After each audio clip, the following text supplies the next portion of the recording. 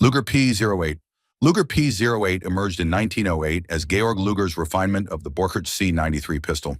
It served as the standard semi-automatic officer's sidearm, operating on a toggle-lock short recoil system. An 8-round magazine fed 9mm parabellum with muzzle velocity around 350 to 400 meters per second. Soldiers praised its natural pointing and mechanical precision, though tight tolerances demanded proper maintenance to prevent stoppages. The artillery Luger variant featured a longer barrel and 32-round drum magazine, seeing extensive use in the First World War. Production from 1900 through 1945 exceeded several million at Deutsche Waffen und Munitionsfabriken, Mauser, Simpson, and Krieghoff. By World War II, the Walther P-38 supplanted it in production, but existing stocks kept Lugers widespread throughout the conflict. Field mixing of non-matched parts from different manufacturers frequently compromised reliability under combat conditions. Walther P-38.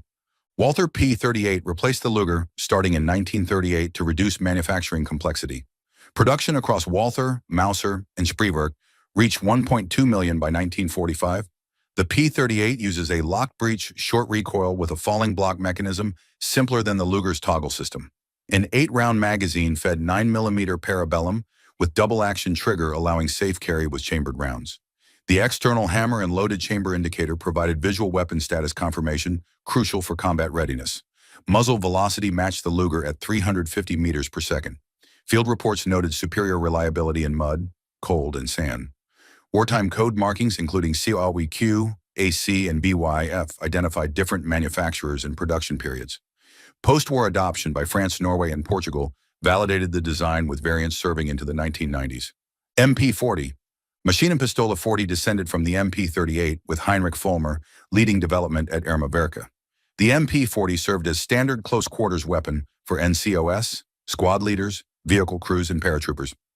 Open-bolt straight blowback design with folding metal stock and 32-round magazine feeding 9mm parabellum. Stamped steel construction replaced machine parts, cutting production costs substantially. The telescoping recoil assembly acted as pneumatic buffer, smoothing bolt travel and reducing felt recoil. Cyclic rate ran 500 to 550 rounds per minute with effective range between 100 and 200 meters. Irma, Haenel, and Steyr produced 1.1 million from 1940 to 1945. Troops appreciated balance, but manuals warned against using the magazine as a foregrip, causing stoppages. The weapon's compact folded length of 630 millimeters proved ideal for armored vehicle crews in urban combat. Post-war service extended across dozens of nations into the 1970s. Karabiner 98K.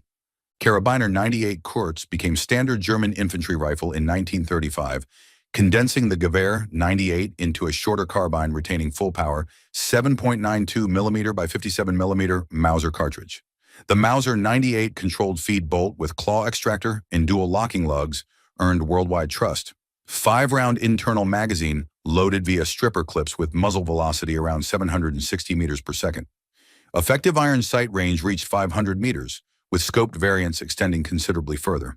The turned-down bolt handle aided rapid manipulation and provided clearance for telescopic sight mounting. Production from 1934 through 1945 surpassed 14.6 million rifles across Mauser Oberndorf, Erma, Sauer, Gustloff, Steyr, and Berlin-Lübecker. Field reports described exceptional reliability in mud, cold, sand, and humidity. Late-war Kriegsmodell simplifications eliminated unnecessary parts and substituted cheaper materials to accelerate production. Laminated stocks adopted from 1937 provided dimensional stability across temperature extremes. The Mauser 98 system remained a bolt-action benchmark into the 21st century. MG-34. Maschinengewehr 34 entered service in 1934 as Germany's first true general-purpose machine gun. Short recoil operation with rotating bolt, fired from open bolt with belt feed and quick-change barrel system.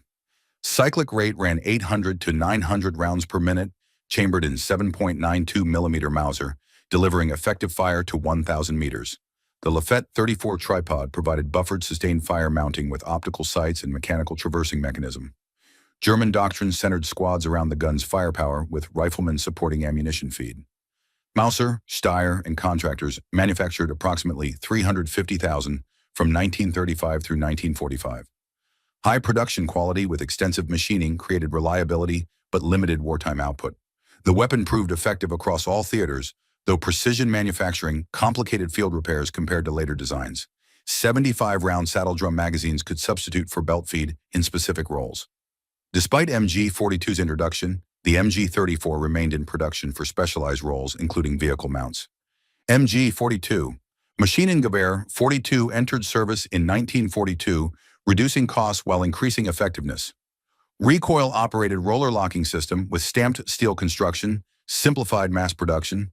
Cyclic rate reached 1,200 rounds per minute, producing the distinctive buzzsaw sound, affecting enemy morale. Quick-change barrel system managed heat with belt feed standard. The roller-locked mechanism used two rollers camming outward into barrel extension recesses to lock the bolt securely. Chambered in 7.92mm Mauser, with practical suppression at shorter ranges where high rate created intense lethality. Mauser, Gustloff, Steyr, and others produced 423,600 from 1942 through 1945.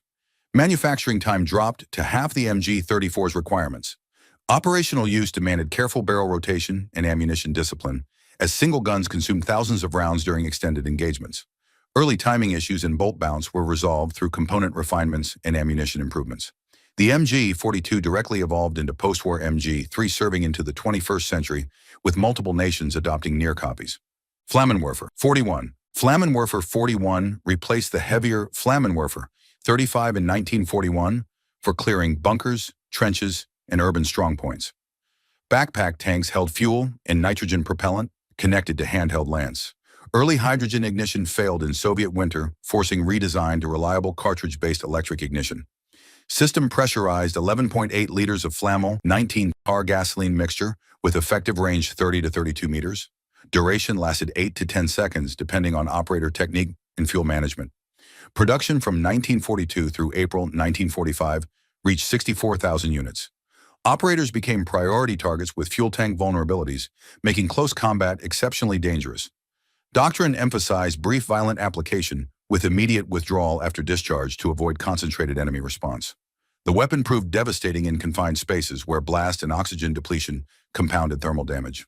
Assault pioneer teams required careful coordination with supporting infantry to suppress defensive fire during approach. Post-war tactical doctrine evolved away from man-portable flamethrowers, as mechanized forces generally abandoned similar systems. Sturmgewehr 44. Sturmgewehr 44 began as machining carabiner, 42 programs progressing through MP-43 and MP-44 designations before reclassification in late 1944. Gas-operated long-stroke piston with tilting bolt and 30-round magazine feeding 7.92mm by 33mm Kurtz intermediate cartridge. The straight-line stock layout reduced muzzle climb during automatic fire compared to traditional rifle designs. Muzzle velocity near 685 meters per second, with effective range 300 meters automatic and 600 meters semi-automatic. Cyclic rate 500 to 600 rounds per minute, balancing control and firepower. Period guidance recommended loading magazines to 25 rounds, preserving spring tension and feeding reliability. C.G. Hanel, Mauser, and contractors produced approximately 425,000 from 1943 through 1945. The rifle enhanced squad firepower without replacing Kar 98K's long-range capability. Late war quality variation reflected industrial strain, with finish standards declining and expedient manufacturing shortcuts appearing. Experimental Krumlov curved barrel and Vampire infrared sight remained extremely limited. The concept directly influenced worldwide assault rifle development, including the AK-47 and later NATO intermediate cartridge designs. Gewehr 43. Gewehr 43 answered shortcomings in earlier G41 programs, adopting short-stroke gas piston and flapper locking informed by captured SVT-40 study. 10-round detachable magazine chambered in 7.92mm Mauser with muzzle velocity mid-700 meters per second. The action retained stripper clip guides, allowing emergency reloading when magazines were unavailable during combat. Iron sights effective to 500 meters with CF4 optic extending range for designated marksmen. Production from 1943 through 1945 reached 402,700 rifles across Walther, Berlin-Lübecker, and Gustloff. Field reports indicated substantially better reliability than G41, with gas system tolerant of dirty propellant and fouling. Stamped components and declining finish quality reflected late-war manufacturing realities and material constraints. Plans for widespread distribution fell short due to production constraints, though tens of thousands reached frontline service. Modern shooters often find original systems overgassed with contemporary ammunition, requiring adjustment to prevent parts battering. Some late experimental work explored Kurz cartridge conversions and roller-delayed blowback systems informing post-war development. Panzerfaust. Panzerfaust developed as disposable recoilless launcher, providing infantry credible anti-tank capability at close range. Simple steel tube preloaded with fin-stabilized shape-charge warhead, fired by trigger lever. Recoilless principle created dangerous rear blast requiring careful positioning with no obstacles or personnel behind the operator. Variants scaled range and penetration, with Panzerfaust 30 offering 30 meters, Panzerfaust 60 extending to 60 meters, and Panzerfaust 100 reaching 100 meters. The Panzerfaust 150 introduced two-stage propellant and redesigned warhead geometry, substantially increasing armor penetration. Penetration ranged from 140 to 200 millimeters, sufficient for most contemporary tanks when struck at proper angles. Production from 1942 through May 1945 exceeded 8 million launchers distributed across Wehrmacht, Waffen-SS, Volkssturm, and Hitlerjugend. Widespread availability altered infantry anti-armor tactics, forcing opposing armor to coordinate with dismounts and improvise standoff screens. Low projectile velocity meant extended time of flight, requiring operators to account for target movement and range. Effective employment demanded close ambush positions, placing users at severe risk, but granting decisive capability in urban terrain. The single-use concept persisted into modern designs, including Soviet RPG series and contemporary light anti-tank weapons. Panzerschreck. Panzerschreck, designated Raketenpanzerbüchse 54, emerged as reusable anti-tank rocket launcher, influenced by captured American bazookas from North Africa. Hayasag led development beginning 1943, providing standoff capability exceeding Panzerfaust range. Open-ended steel launch tube with shoulder stock allowed repeated firing, unlike disposable launchers. Early RPZ-B-43 models lacked blast shields, exposing operators to rocket exhaust, requiring gas masks during firing. RPZ-B-54 featured protective blast shield and reduced length to 135 centimeters, improving handling and operator protection. 8.8 centimeter shaped charge warhead reached effective range 150 meters, with penetration 160 to 200 millimeters. Two-man crew required, with one soldier firing, while the second transported rockets and loaded between shots. Each rocket weighed 3.3 kilograms, with soldiers typically carrying 2 to 3 rounds in combat. Visible rocket flight at roughly 110 meters per second demanded significant lead for moving targets. Production totaled 314,000 launchers from 1943 through 1945, with several million rockets manufactured. Greater range made it preferable for defensive positions and open terrain where close ambush proved impractical compared to Panzerfaust employment. Steel hand granate. Steel hand granate served as Germany's standard hand grenade, with Model 24 most recognizable. Distinctive stick design with wooden handle provided leverage for longer throwing distances than egg-shaped alternatives. Thin steel canister attached to hollow handle housing friction igniter and pull cord. Soldiers unscrewed base cap, extracted porcelain bead attached to friction cord, and threw with 4 to 4.5 second delay before detonation. Standard fill used 170 grams of TNT, with lethality primarily from blast within 10 meters, rather than fragmentation. Soldiers bundled multiple grenades together, using handles as binding points, creating improvised demolition charges for bunker attacks.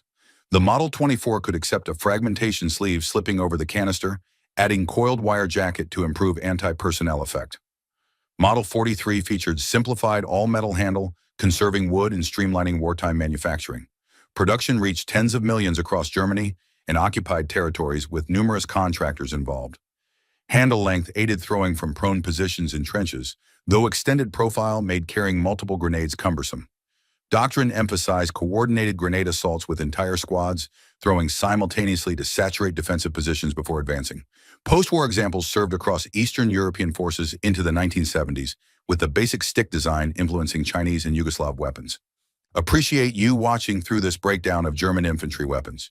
If you found this informative, consider giving it a thumbs up and sharing it with other history enthusiasts who'd enjoy this kind of content. Got a specific weapon system or military topic you'd like covered next? Drop it in the comments below. We read every single one. Thanks for watching.